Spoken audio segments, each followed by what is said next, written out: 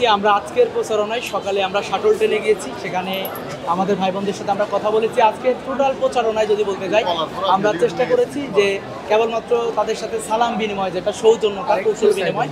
আমরা ইতিপূর্বে আমাদের স্ট্র্যাটেজি ছিল, আমরা 25 তারিখে যখন প্রচারণা শুরু হয়েছিল, 26 থেকে 4 তারিখ ক্যাম্পাস বন্ধ ছিল। বন্ধে আমরা বিভিন্ন সার্ভে করেছি, বিশেষ করে আসলে শিক্ষার্থীরা কি চায়, কোন জায়গাগুলোতে গ্যাপ রয়েছে, কিসের ভিত্তিতে আমরা আমাদের যে ইশতেহার, সেই ইশতেহারকে দাঁড় করাবো।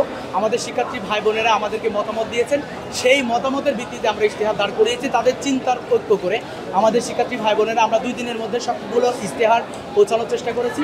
তারা খুব ভালোভাবে অ্যাপ্রিসিয়েট করেছে এবং তারা মনে করছে যে তাদের চিন্তার ঐক্য হয়েছে আমাদের সাথে। আমরা আজকে বিবি ফ্যাকাল্টির নিচে কিছু প্রচারণা চালিয়েছি, আমাদের ভাই বোনদের সাথে কুশল বিনিময় করেছি।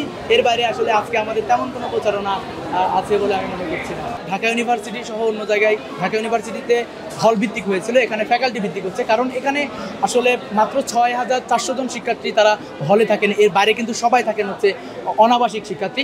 স্বাভাবিকভাবেই আমি নিজেও একজন অনাবাসিক শিক্ষার্থী হিসেবে আমি কিন্তু হলের সাথে এত বেশি কানেক্টেড না, আমি কানেক্টেড আমার ফ্যাকাল্টির সাথে, আমার শিক্ষকদের সাথে। তো ফ্যাকাল্টি ভিত্তিক যে নির্বাচনের আয়োজন, এটা আমরা মনে করি যে এটা ভালো একটা সিদ্ধান্ত হয়েছে। তো পোলিং এজেন্ট আমরা তালিকা দিয়েছিলাম, গতকালকে পাবলিশড হয়েছে। সেখানে পোলিং এজেন্ট ব্যবস্থাপনা কী হবে, প্রশাসন সেটা বলেছেন নির্বাচন কমিশন, এবং নির্বাচন কমিশন গতকালকে বলেছেন তারা 4 স্তরে নিরাপত্তা বেষ্টন তৈরি করবেন।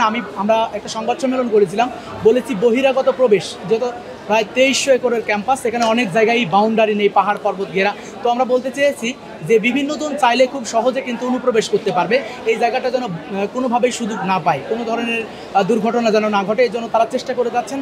এজন্য আমরা মনে করি নির্বাচন কমিশন তাদের মতো করে কাজ করে যাক, আমাদের প্রার্থী হিসেবে যতটুকু সহযোগিতা করা প্রয়োজন আমরা সহযোগিতা করব। এর বাইরে আমরা দেখেছি ভোট নিয়ে যে আমরা কয়েকটি দাবি তুলেছিলাম, এর মধ্যে অমোছনীয় কালির ব্যবহার, এটা যেন অবশ্যই নিশ্চিত করা হয়। এরপর আমরা বলেছি যে অল টাইম যে সিসিটিভি ক্যামেরা এবং প্রজেক্টর চালু রাখার কথা বলা হয়েছে, এটা যেন নিশ্চিত করা হয়, কোনোভাবেই যেন এটা কোনোভাবে বন্ধ না হয় 1 মিনিটের জন্য। এটা বাস্তবায়নের জন্য নিরবিচ্ছিন্ন ইন্টারনেট এবং নিরবিচ্ছিন্ন বিদ্যুতের যেন ব্যবস্থা এখানে রাখা হয়। এরপর আমরা বলেছি যে আমরা একটি জায়গায় স্ট্রেট ফরওয়ার্ড, এবং আমরা চাই কোনো শিক্ষার্থীর সাথে যেন প্রহসন না হয়। আমার ক্যাম্পাসে আমি ভোট দিব, যাকে খুশি তাকে দিব, কিন্তু এই ভোট 15 তারিখে অনুষ্ঠিত হবে জাহাঙ্গীরনগর বিশ্ববিদ্যালয়ের মতো, সেই ভোট 40 ঘন্টা পর্যন্ত গণনা হবে। আমরা এর সম্পূর্ণ বিপক্ষে। আমরা চাই আমরা যেই ডেটে ভোট দিব সেই ডেটেই ভোট গণনা শেষ করে রেজাল্ট পাবলিশ হতে হবে।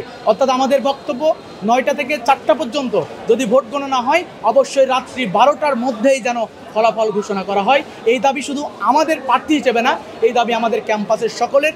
আমরা ভোট নিজের ক্যাম্পাসে নিজের ভোট দেওয়ার পরে জাহাঙ্গীরনগর বিশ্ববিদ্যালয়ের মতো 40 ঘন্টার কোনো প্রহসনের সাথে আমরা লড়াই করতে চাই না। আমরা চাই যথাসময়ে ভোট অনুষ্ঠিত হোক এবং ভোট গণনা সম্পন্ন হোক।